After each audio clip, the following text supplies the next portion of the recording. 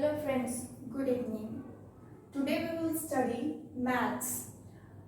In maths, the first chapter is number system. Today we will see this chapter. So, in number system, actually number system is very important part of our math, overall math, in 9 also and in 10 also. What happened here? In number system, the first is real number. We will study about real number. Actually, the whole number, whichever is exist in this world is in real number. The collection of all rational number and irrational number together forms a collection set of real number. This set is denoted by R. इसको हम capital R से denote करते हैं. What happen ना कि real number क्या है, जितना भी रैशनल नंबर और इरेशनल नंबर इन दोनों के कलेक्शन का समेशन है एक तरफ से कहे तो, and it is denoted by capital R. Real number is divided in two parts. First one is rational number, second one is irrational number. What a rational number, what is now we will study about rational number.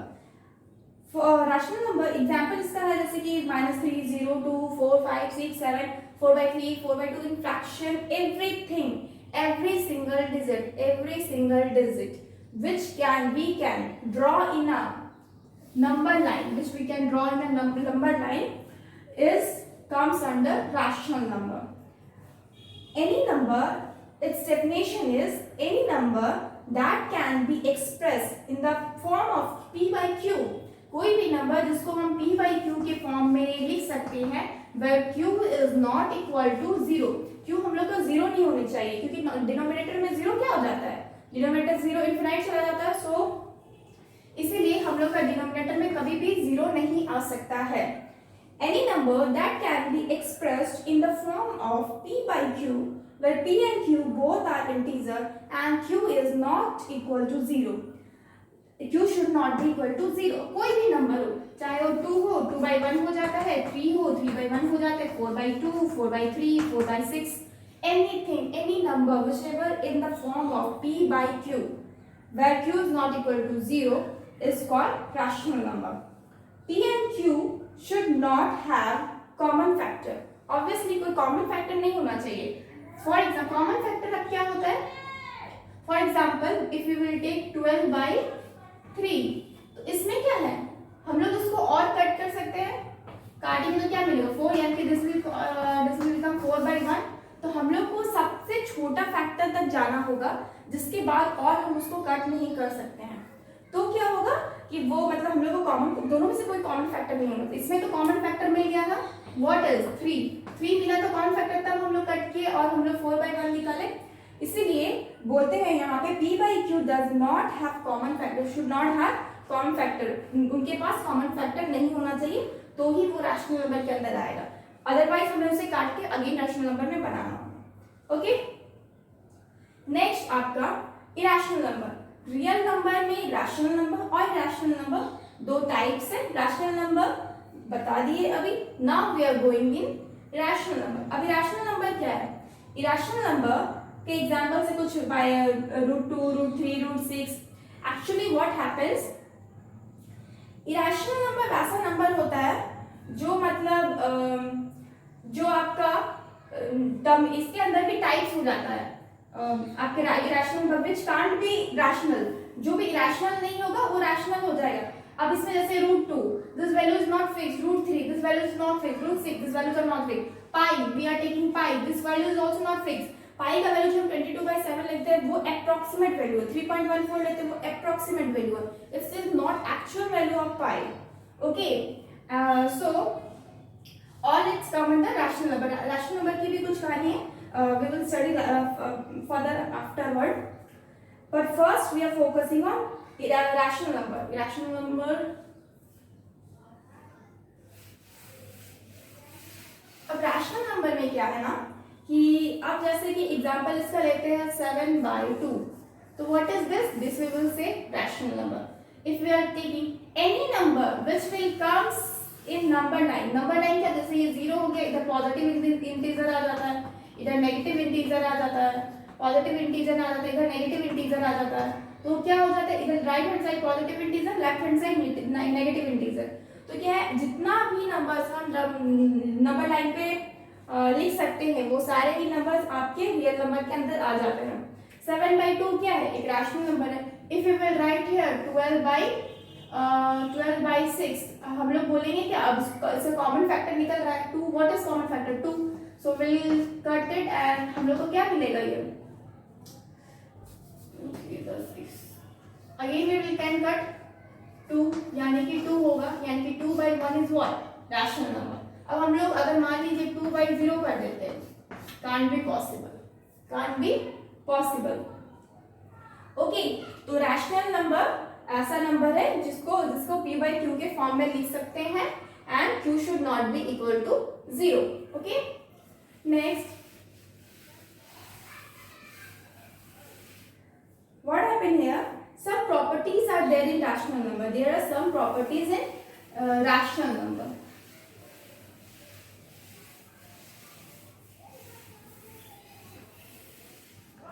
What are the properties?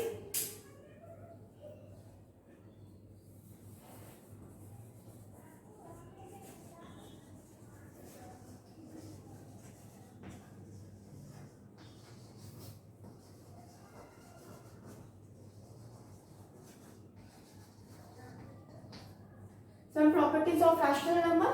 One is, suppose if अगर हम लोग के पास Q कोई set रहे, Q is set of rational number, Q is set of rational number, any set of लिखते हैं, Q is set of any rational number and A and B is any element of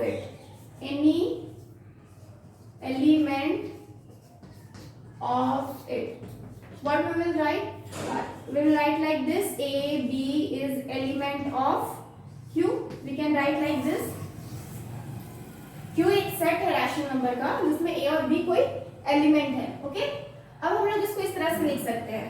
property number 1 क्या हो जाता है, property number 1 क्या हो जाता है कि अगर A और B एक रैशनल नंबर है, if A and B is rational number,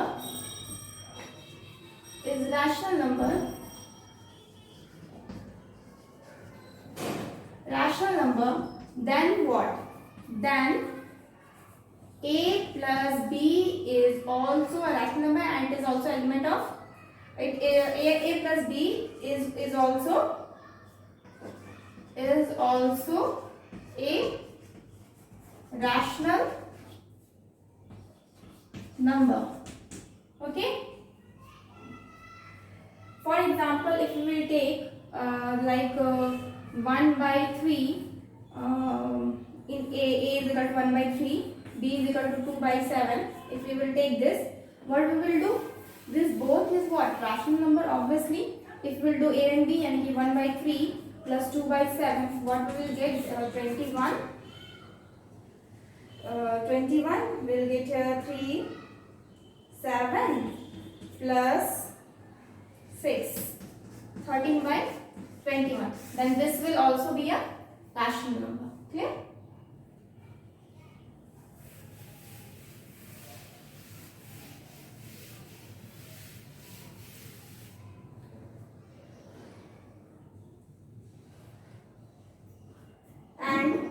Here A plus B is also element of Q. It will also be element of Q. And what will get, A plus B 3/21, 13/21, 13/21 is also element of Q. इसका मतलब हम लोग को 3 का जो भी add करके हम लोग को मिलेगा वो क्या होगा, आपका Q का एलिमेंट होगा। Clear? Next, second property is, if same thing but in this case A and B is element of Q, then A minus B is also element of Q. अब एग्जांपल लेते हैं उसी चीज का, 1/3 minus अगर हम लोग 2/7 करते हैं तो व्हाट विल गेट, नीचे 21, 7 minus 6 is equal to 1/21. 1/21. Okay, and this is also element of what? This is also element of Q. Clear? After that, 1 2 3, if A and B, next property, third property, A and B is element of Q, so what will happen? A multiply B is also element of Q. If we take an example, same example we are taking 1/3 into 2/7. What we will get here? 2/21. Okay. So this will also be element of Q. This will also be element of Q. Okay.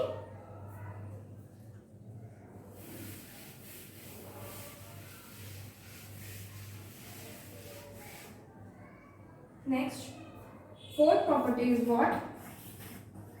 If A and B is element of Q, if A and B is element of Q, A divided by B is also element of Q. If we are taking example 1/3 divided by 2/7, what will we get? 1/3 is going to multiply 7/2. We will get 7/6, which is element of Q. Clear? It means any element which is in rational number set है, अगर rational number set का कोई अगर example है, उसके अंदर का कोई एलिमेंट है, तो उसको अगर हम लोग मल्टीप्लाई करें, डिवाइड करें, ऐड करें, सब्ट्रैक्ट करें, कुछ भी करें, हम लोग का क्या आ जाता है? हम लोग को लास्टली वो जो भी आ जाएगा, जो भी वैल्यू मिलेगा वो क्या आ जाएगा? वो भी रैशनल नंबर के अंदर ही आता है. Clear?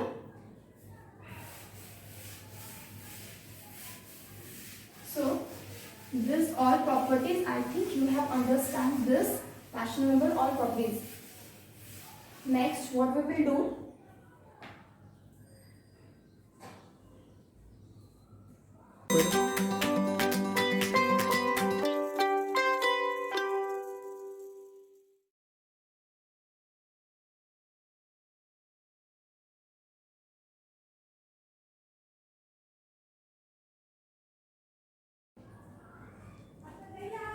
Here, now we will see that in rational number, which one is greater and which one is smaller.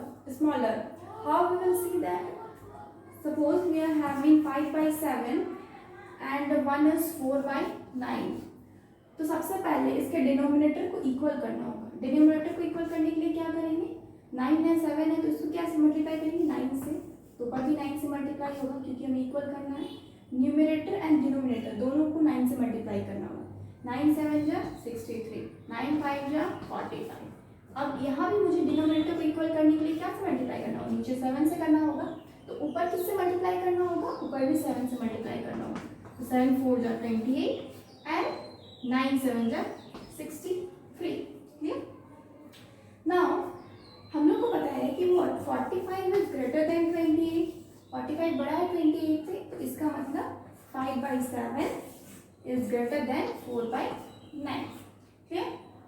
तो इस तरह से हम लोग फाइंड आउट करते हैं कोई भी रैशनल नंबर हो तो उनके बीच हम लोग किस तरह से, मतलब अगर ये पॉइंट में हो तो इजीली निकल जाएगा. 3.2 हो, 3.224 हो, obviously this one is greater than this, we can see easily. But जब भी ये फ्रैक्शन में होता है तो हमें इसका डिनोमिनेटर इक्वल करना पड़ता है, so that we can find out which is greater and which is smaller. Okay, now suppose अगर हम बोल दिए इंसर्ट करने कि हमें इन दोनों के बीच का कोई वैल्यू चाहिए, तो हम कैसे निकालेंगे? अगर हम पूछते हैं क्वेश्चन कि हमें ये नंबर 5/7 और 4/9 के बीच का मेरे को वैल्यू चाहिए, कोई भी नंबर, तो हम इसे कैसे फाइंड करेंगे? इसको बोलते हैं हम लोग इंसर्टिंग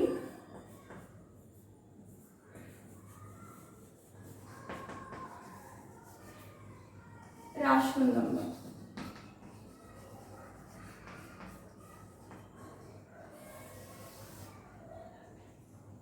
What happened here? अगर हम कहते तो इसको सबसे पहले क्या करना है?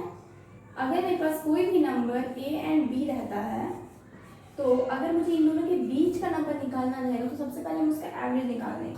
एवरेज के लिए क्या करते हैं, a plus b by two. This is the number, जो भी फॉर्म होगा ये इसका सबसे मिडिल का नंबर बनेगा। तो वही फॉर्मूला हम यहाँ भी यूज करेंगे। a क्या है 5/7 प्लस 4/9 डिवाइडेड बाई 2। अगर हम लोग इसको इक्वल करने जाए हम लोग को क्या मिलेगा, अभी हम लोग इसको ऐड करने जाए तो हमें क्या मिलेगा, 9 7 63, 5 into 7 9, 9 5 45 plus 28 is divided by 2।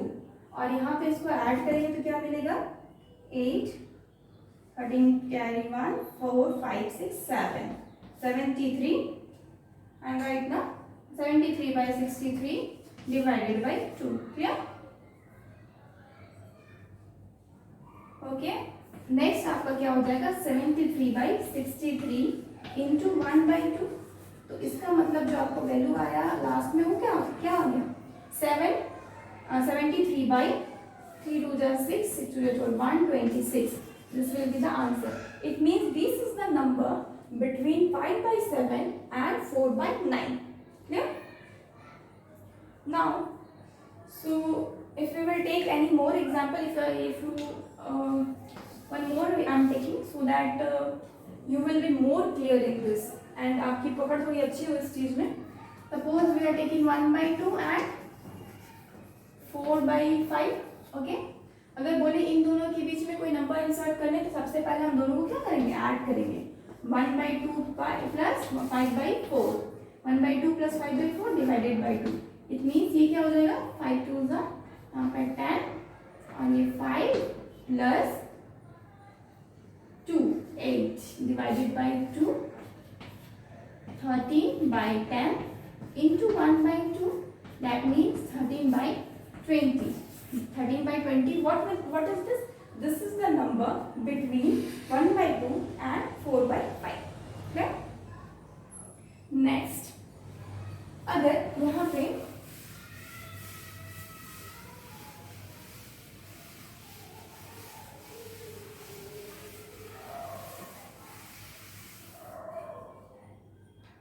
एक और चीज बोला जाए, अगर यहाँ पे ये बोला जाए कि ये जो दो नंबर है इनके बीच में आप वेरियस नंबर निकालिए, मतलब इनके मिडिल में वेरियस नंबर निकालिए।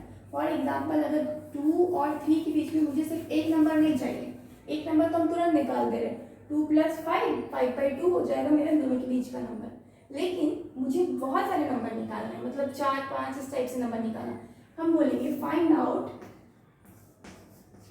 Question is find out at least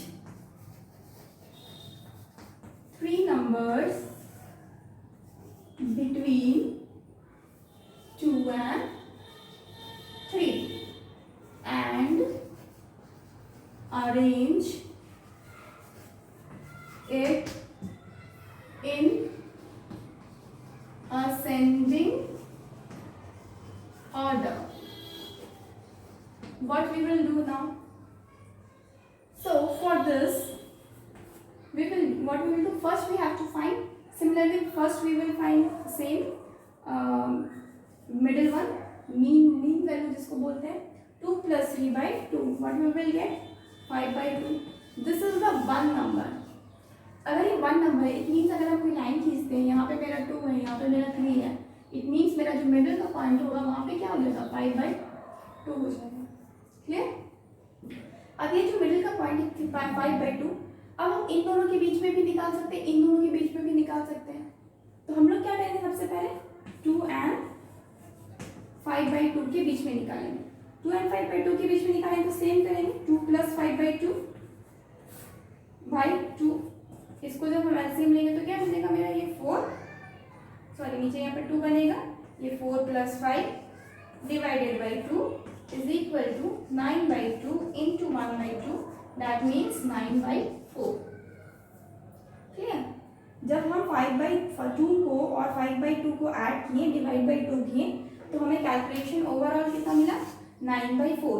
it means this is the middle value between 2 and 5/4। We are getting here value this is 9/4। Clear? This is 9/4। Next, but हम लोग को यहाँ पे सिर्फ बिटवीन में दो ही वैल्यू मिला है, एक 9/4 और 5/2. Again we want one whole number. Then again we will take 2 and between 2 and 9/4. What will happen? 2 plus 9/4 divided by 2. क्या हो जाएगा यहाँ पे 4 और यहाँ पे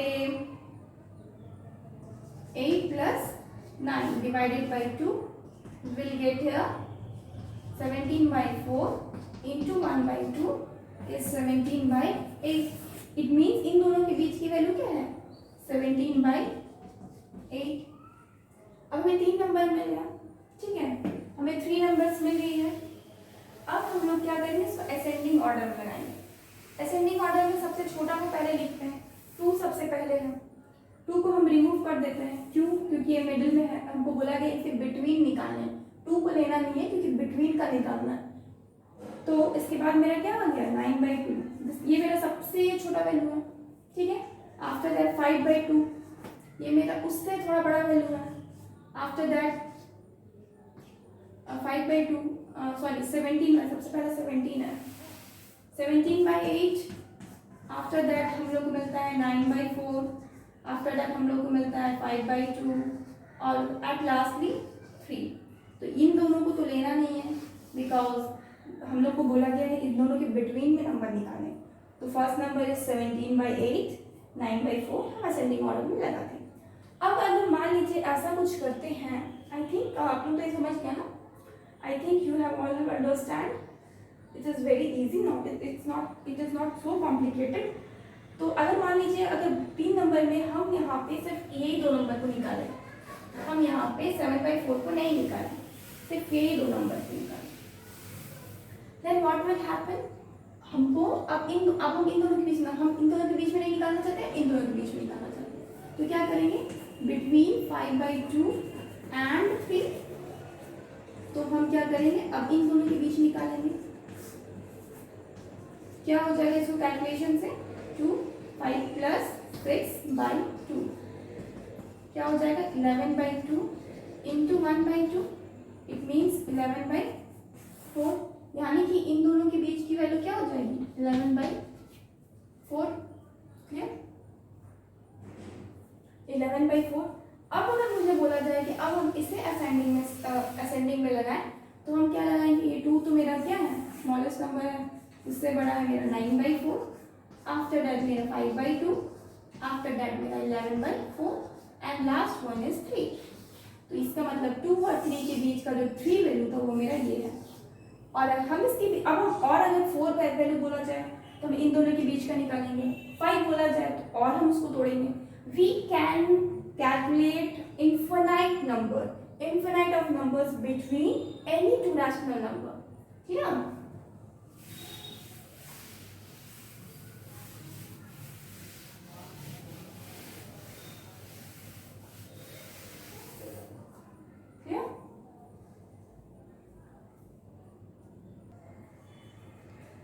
So here irrational number, हम लोग अभी रैशनल नंबर पढ़े. Now it is rational number. अब रैशनल नंबर क्या है, हम लोग को पता है जितने भी ऐसे नंबर्स है जो रैशनल नंबर नहीं है वो सारे के सारे इरेशनल नंबर में आ जाएंगे. Irrational number, the numbers which are not in the form of rational number is called irrational number and can't be written in the form of p/q. इसको p/q के फॉर्म में आप नहीं लिख सकते हैं. और जैसे कि एग्जांपल में हो जाता है आपका √2, √5, √7, √6 पाई इज इरेशनल नंबर. लेकिन 22/7 क्या हो जाता है आपका रैशनल हो जाता है. 22/7 नंबर है वो रैशनल हो जाएगा. लेकिन पाई क्या है इरेशनल नंबर. क्यों? क्योंकि पाई का नंबर श्योर नहीं है. पाई का नंबर श्योर नहीं है. पाई का नंबर श्योर नहीं है. पाई का नंबर कितना होता है 3.14159 समथिंग 926 दिस. तो ये क्या है, ये नंबर मतलब कि ये नंबर श्योर नहीं है, श्योर नंबर नहीं है. और 22/7 इज क्या, ये फ्रैक्शनल नंबर, ये p/q के फॉर्म में है. तो वो क्या है, वो रैशनल नंबर हो जाता है. लेकिन पाई क्या है, वो इरेशनल नंबर हो जाएगा. ओके. नाउ एक चीज और, हाँ, ये जो इरेशनल नंबर है ये नॉर्मली क्या हो जाता है नॉन टर्मिनेटिंग होता है, non terminating and non recurring, अब ये न्यू वर्ड है कुछ आप लोगों के लिए। अब ये है क्या बताते हैं, ये हम बाद में बताएंगे अच्छा से कि टर्मिनेटिंग नॉन टर्मिनेटिंग नंबर्स क्या होते हैं, terminating number, recurring non recurring number क्या होते हैं। लेकिन अभी बस इतना जानिए कि टर्मिनेटिंग नॉन टर्मिनेटिंग क्या होता है। नॉन टर्मिनेटिंग का मतलब होता है which is not fix. For example अगर हम 25 डिवाइडेड बाई 75 करते हैं तो ये क्या हो जाता है, 1/3 हो जाएगा, 1/3 हो जाएगा। तो ये क्या होगा 0.333, ये चलते जाएगा। तो ये क्या हो गया आपका, ये हो गया नॉन टर्मिनेटिंग, इसको बोलते हैं नॉन टर्मिनेटिंग। और ये क्या है, ये मतलब कि वैल्यू सेम आ रहा है, रिपीट कर रहा है वैल्यू, तो ये आ जाएगा रिकरिंग। लेकिन ऐसा नंबर जो वैल्यू रिपीट नहीं करे, सपोज 0 1 4 6 7 2 8 9 4 9, कुछ भी नंबर ऐसा हो जो रिपीट ना करे, तो वो किसके अंदर आ जाएगा, वो हो जाएगा नॉन रिकरिंग। अब जो ये रैशनल नंबर है ये मेरा नॉन रिपीटिंग भी होता है और ये रिकरिंग भी होता है। ये नॉन टर्मिनेटिंग भी होता है और रिकरिंग भी होता है। ओके, तो I think you have understand terminating क्या है, नॉन टर्मिनेटिंग क्या है, जिसका हम लोग एंड ना हो, जिसको फुल स्टॉप ना मिले, उसको अगर हम बढ़ाए जाए तो इन्फिनाइट तक चला जाए, उसको हम बोलते हैं नॉन टर्मिनेटिंग। और नॉन रिकरिंग क्या होता है, नॉन रिकरिंग होता है। रिकरिंग एंड नॉन रिकरिंग में डिफरेंस क्या है, रिकरिंग इज व्हाट, रिकरिंग मतलब आपका नंबर रिपीट करे, लेकिन नॉन रिकरिंग नंबर जो रिपीट ना करे। तो जो ये मेरा इरेशनल नंबर है, irrational number is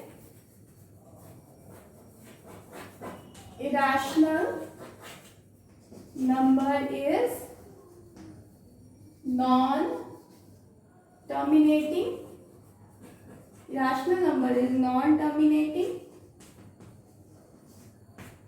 and non-recurring। Clear, इसको हम एडिशनली ऐड कर सकते हैं इसके डेफिनेशन में। Oh my God,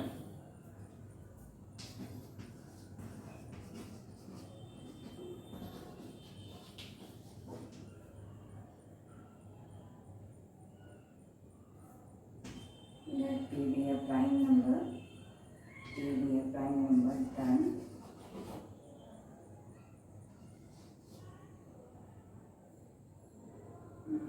P divides,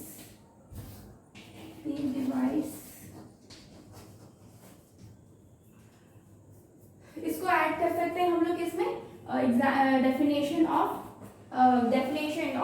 irrational numbers. अब इरेशनल नंबर्स के भी कुछ थ्योरम्स हैं, ठीक है। तो सबसे पहला थ्योरम है late P be a prime number and P divides a square, then P divides a also। What happened here? हम लोग कह रहे हैं अगर P कोई प्राइम नंबर है, P is a prime number, हम लोग इसको एक प्राइम नंबर मानते हैं। प्राइम नंबर जानते हैं जिसका कोई फैक्टर नहीं होता है, सिर्फ वो खुद से और 1 से ही डिविजिबल होता है।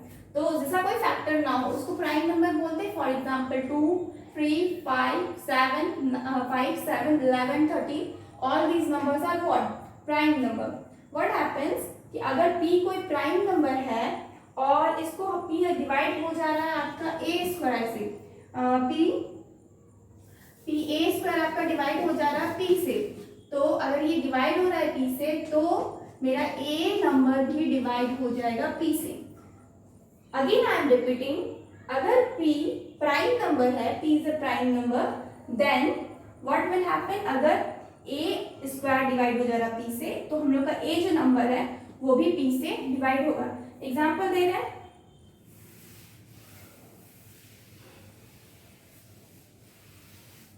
एग्जाम्पल क्या हो जाता है इसमें। फॉर एग्जाम्पल आपका 4 स्क्वायर, पहले हम प्राइम नंबर लेते, P हम 2 ले रहे थे, 2 is what, smallest prime number, 2 is what, smallest prime number.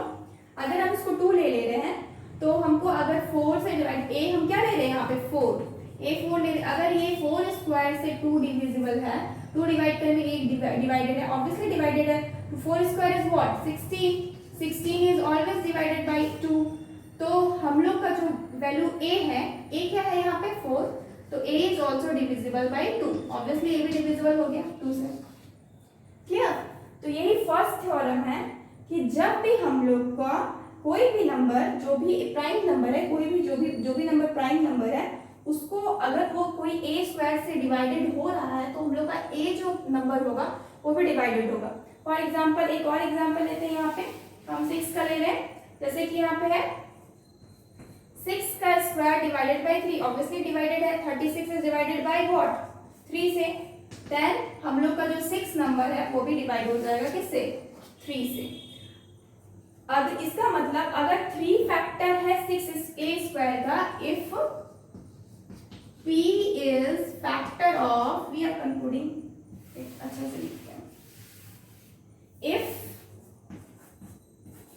हम स्टाफ मार्क कर रहे हैं so that you can write, make notes, if p is factor of what a square, a क्या है, what is number, is factor of a square, then it is sure that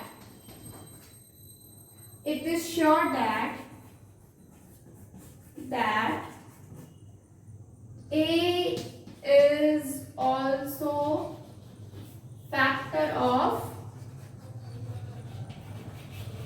p। clear? अगर हम एक और example ले इसके ऊपर, ये क्लियर हुआ कि अगर हम लोग का p डिवाइडेड a स्क्वायर को p डिवाइड कर रहा है तो मेरा मतलब a भी डिवाइड होगा p से, बस p प्राइम नंबर होना चाहिए। अगर हम 100 लेते हैं यहाँ पे, suppose 100 is what, it is what 10 square, इसको हम किससे डिवाइड करें, जो डिविजिबल है 2 से लेते हैं, 2 से डिविजिबल है, 2 से ये डिविजिबल है, ऑब्वियसली है 50 से हो जाएगा, तो इट मींस 10 भी जो है, तो 10 a नंबर है वो भी डिविजिबल होगा किससे, वो भी डिविजिबल होगा 2 से, इसका भी होता है 5। Clear? So this is proof that if p is the factor of a square, then it is also factor of a also, then it will be also factor of a.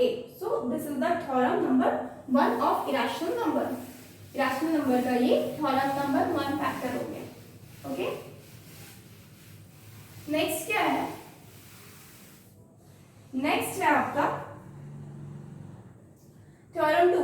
Theorem 2 क्या है, if p is positive integer, अगर p कोई positive integer है which is not perfect square, perfect square नहीं है, for example 3 हो गया, 5 हो गया, ये परफेक्ट स्क्वायर नहीं होता है, then root p is an irrational number. Obviously अगर क्या है p क्या है, कोई भी पॉजिटिव इंटीजर, p क्या है, कोई भी पॉजिटिव इंटीजर है, अगर p कोई भी पॉजिटिव इंटीजर है देन रूट p क्या हो जाएगा, रूट p पॉजिटिव इंटीजर है, देन रूट p ऑल्सो, और it should not be perfect square, should not be perfect square, should not be perfect square. अब परफेक्ट स्क्वायर पता ही क्या है, 4, 69, 25, these all are 36, these all are what, perfect square. अगर p एक positive integer है और वो परफेक्ट स्क्वायर नहीं है, then root will be what, root p will be irrational number, root p will be irrational number. Clear? Next example इसका देख लेते हैं। एग्जाम्पल में क्या है, कोई भी नंबर लीजिए जो इंटीजर हो और वो परफेक्ट स्क्वायर नहीं हो। फॉर एग्जाम्पल हम लोग 3 लेते हैं, 3 को अगर लेंगे तो क्या है, ये मेरा पॉजिटिव इंटीजर भी है और ये क्या है, मेरा परफेक्ट स्क्वायर भी नहीं है, तो ये क्या हो जाएगा, रूट p मेरा इसका, रूट p यानी कि root 3 is what, irrational number, this is irrational number. Clear? वही अगर सपोज हम लोग 9 ले लेते हैं, तो 9 पॉजिटिव इंटीजर तो है बट ये परफेक्ट स्क्वायर नहीं है, परफेक्ट स्क्वायर है, इसीलिए हम लोग उसको नहीं ले सकते हैं। जो भी मेरा परफेक्ट स्क्वायर होगा उसको हम नहीं लेंगे। नेक्स्ट अगर हम लोग एग्जाम्पल पे 5 लें, 5 लें और हम 5 क्या है मेरा, ये मेरा पॉजिटिव इंटीजर है और हम लोग का परफेक्ट स्क्वायर भी नहीं है, तो इसका √5 क्या हो जाएगा, ये हम लोग का रैशनल नंबर हो जाएगा। क्लियर। उसी तरह से आपका √7 लीजिए, √9 लीजिए, √11 लीजिए, √13 लीजिए, √17 लीजिए, all these are what? These all are irrational number. These all are irrational number. Clear? Next, there is one more theorem in irrational part. So, theorem number 3. What it is? If P is a prime number, if P is a prime number, then √P is also a √P is a not also is a √P is a irrational number. Clear? Okay, अगर P एक prime number है तो हम लोग का √P क्या है, वो एक इरेशनल नंबर हो जाता है। इसका भी एग्जांपल लेके लेते हैं।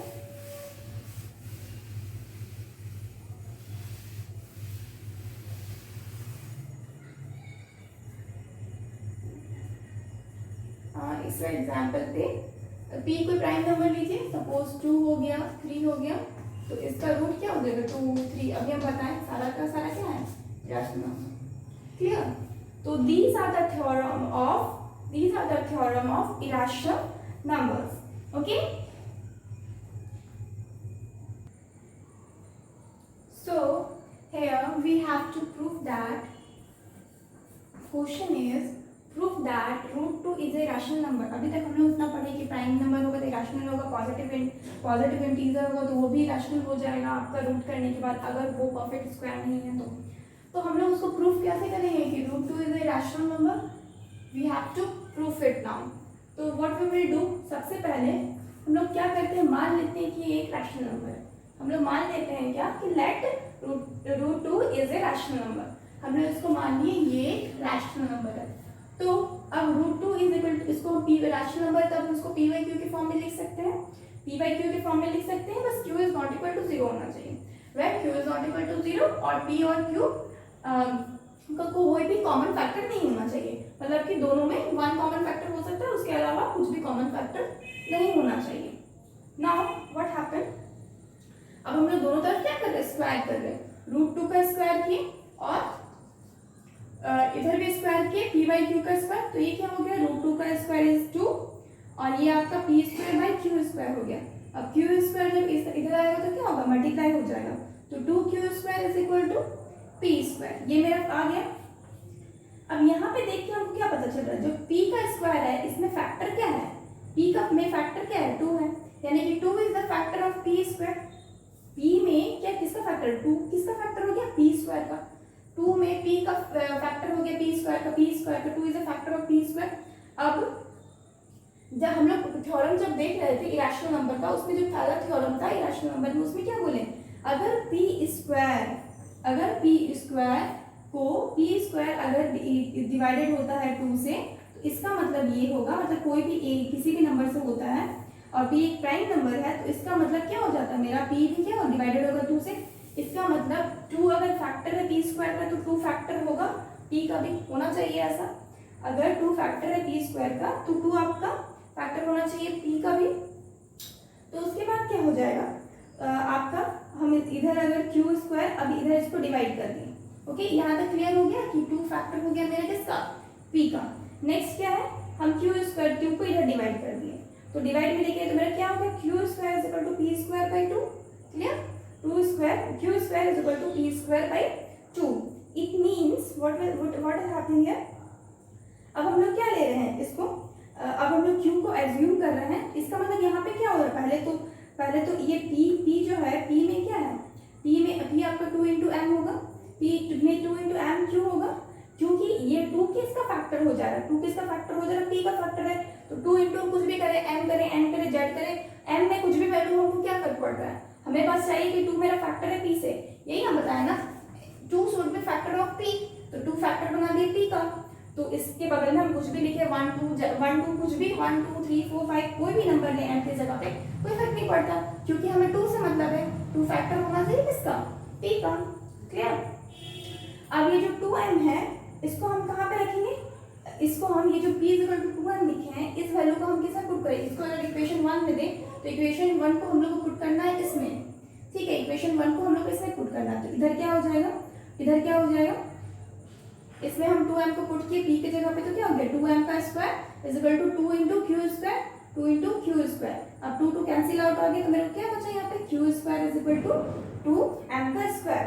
अब इसमें क्या पता चल रहा है, 2 q square is equal to 2m का स्क्वायर, इसका मतलब 2 क्या है, कॉमन हो रहा है मेरा किसमें, q में भी, तो यानी कि 2 मेरा फैक्टर हो रहा है किसमें, q में। तो जिस तरह से 2 फैक्टर हो रहा था p में, उसी तरह से यहाँ से क्या पता चलता है 2 फैक्टर हो रहा है किसमें, q में। तो जब 2 अब 2 is factor of q square is also, तो इसका मतलब मेरा 2 फैक्टर किसका होगा, q का भी होगा। तो यहाँ पे मेरे को दो चीज पता चला, एक तो मेरे को ये पता चला कि 2 तुम्हारा फैक्टर हो जा रहा है p का, और सिमिलरली 2 फैक्टर हो जा रहा है किसका, q का। इसका मतलब p बाई जो q लिखे थे इससे मेरा जो 2 है दोनों का फैक्टर हो रहा है, p बाई जो q है उसमें हम लोग का क्या है, सो p is factor of p and q both, अगर दोनों का फैक्टर हो जा रहा तब तो ये कुछ ना कुछ गलत है ना, क्योंकि हम लोग क्या बोले थे एक ही कॉमन फैक्टर होगा वो भी 1 होगा और कोई कॉमन फैक्टर नहीं होना चाहिए, लेकिन 2 क्या हो गया मेरा यहाँ कॉमन फैक्टर हो गया p और q में। इसका मतलब क्या हो गया, जो हम लोग एज्यूम किए थे कि ये मेरा रैशनल नंबर है वो तो गलत हो गया ना, गलत हो गया कि नहीं, जो हम लोग एज्यूम किए थे कि p बाई q एक रैशनल नंबर है वो क्या हो गया, रॉन्ग हो गया। सो √2 इज ए रैशनल नंबर। एक बार और हम इसको, अगर हम √2 की जगह हम कोई और नंबर लेते हैं, करके देखते हैं एक बार ताकि और थोड़ा क्लियर हो। अगर हम लोग यहाँ पे √3 लेते हैं, क्लियर, अगर हम लोग √3 लेते हैं, अगर √3 लेंगे इज ए रैशनल नंबर तो मेरा यहाँ पे क्या हो जाएगा, √3 इज ए, लाइक हम लोग कर लिए क्या, ये मेरा रैशनल नंबर है, तो √3 का अगर रैशनल नंबर है तो उसको p बाई q के फॉर्म में लिख सकते हैं।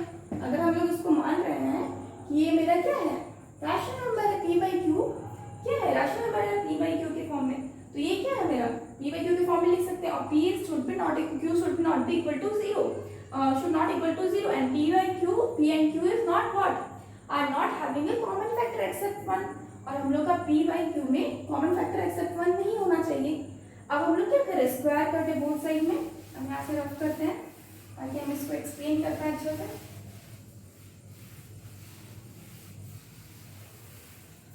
What is happening here?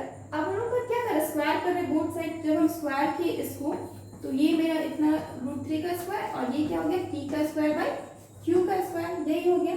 अब हम इसको इस साइड लेके आएंगे तो क्या हो जाएगा मेरा, ये तो मेरा 3 है नॉर्मली, तो ये क्या हो जाएगा 3q square is equal to p square, ये मेरा आ गया। इससे हमको क्या पता चल रहा है, इससे हमें पता चल रहा है जो p स्क्वायर है ये मेरे, इसमें कॉमन फैक्टर क्या है, 3 कॉमन फैक्टर है, so we can write here 3 is a factor of p square, so 3 should also be factor of 3 should also be factor of, अगर आपका 3 कॉमन फैक्टर हो जा रहा है p स्क्वायर का, तो इसका मतलब मेरा जो 3 है वो कॉमन फैक्टर किसका हो जाएगा, p का। यही हम थ्योरम 1 पढ़े हैं, बाई थ्योरम 1 लिखते हैं, बाई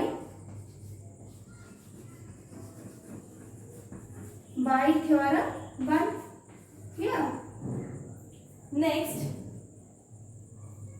जब हम इसको रफ करेंगे तो क्या मिलेगा मेरे को, उसके बाद हम क्या किए, जब तो इसलिए मेरे को एक चीज पता चली कि मेरा 3 क्या है, फैक्टर किसका है, p का फैक्टर होना चाहिए। अब हम लोग p की जगह पे क्या ले लेते हैं, p का फैक्टर है तो इसका मतलब ये 3 इंटू m कर सकते हैं।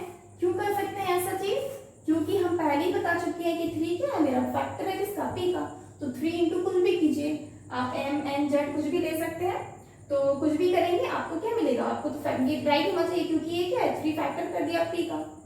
नेक्स्ट अब हम लोग क्या करेंगे, इस वैल्यू को पुट करेंगे किसमें, इसमें। अगर इक्वेशन 1 देते हैं और इसको इक्वेशन 2 देते हैं तो हम लोग इसमें पुट करेंगे।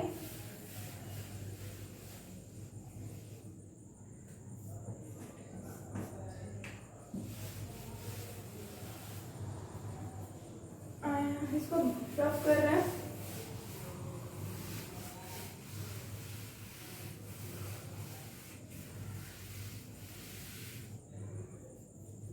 ये 2 हो गया।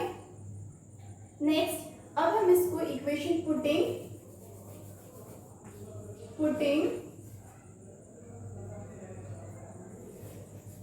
इक्वेशन 2 इन 1, इक्वेशन 2 को 1 में अगर पुट करेंगे तो क्या मिलेगा मेरे को, 1 का इक्वेशन क्या है 3q² = p²।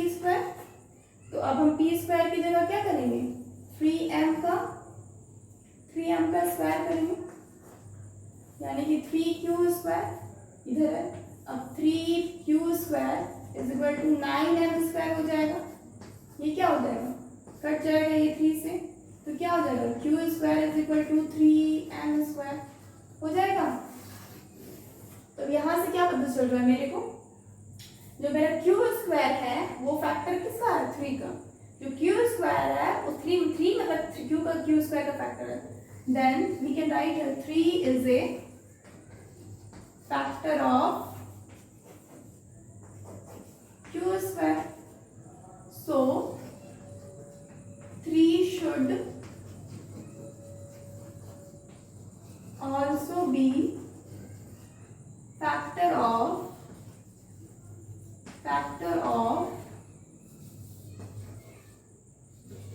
q। क्लियर। अगर मेरा 3 फैक्टर है किसका q² का, तो 3 मेरा फैक्टर होना चाहिए q का भी। Similarly what we are getting, दो चीज मिला यहाँ पे, एक तो आपको p का फैक्टर भी मिल गया, q का फैक्टर भी मिल गया, और दोनों कॉमन क्या मिला। So we can say that here we are getting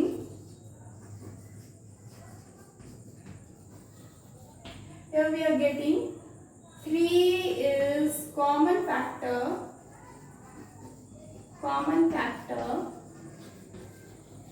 in common factor of p and q both, q and हो रहा है ऐसा क्योंकि 3 क्या हो रहा है, हम लोग को कॉमन फैक्टर हो जा रहा है p and q दोनों का। तो क्या करेंगे हम, which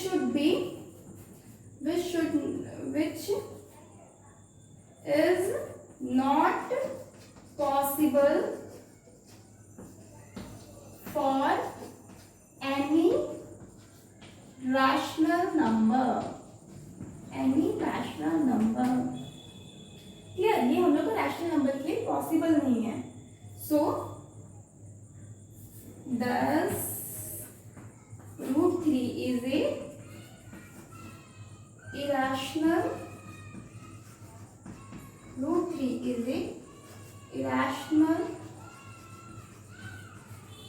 number। clear, thus √3 is a irrational number। if you want to take a screenshot, take it।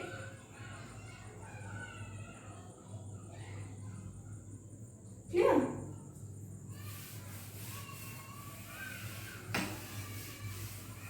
so I think you have understood what is rational number, what is irrational number deeply, and I think this is enough for rational and irrational number, and we have proved it also how we will make our √2 or √3, how to prove it in rational number. So I think this lecture is over till now, and we will continue this chapter tomorrow also. So thank you so much.